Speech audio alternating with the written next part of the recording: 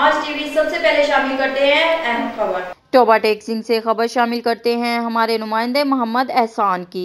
Toba Tek Singh deputy commissioner Chaudhry Mohammad Arshad Badar की हदायत पर इंस्पेक्टर माहौलियात मोहम्मद अरफान ने मुख्तलिफ मकामात पर जिग जैग टेक्नोलॉजी के बगैर चलाने वाले भट्टा जात का दौरा किया और खिलाफ वर्जी पर एक भट्टा मालिक के खिलाफ मुकदमा दर्ज करवाया। मोहम्मद अरफान ने इस मौका पर गुफ्तगू करते हुए कहा कि इंसदाद स्मोक के हवाले से तरजीही बुनियादों पर इकदामात उठाए जा रहे हैं।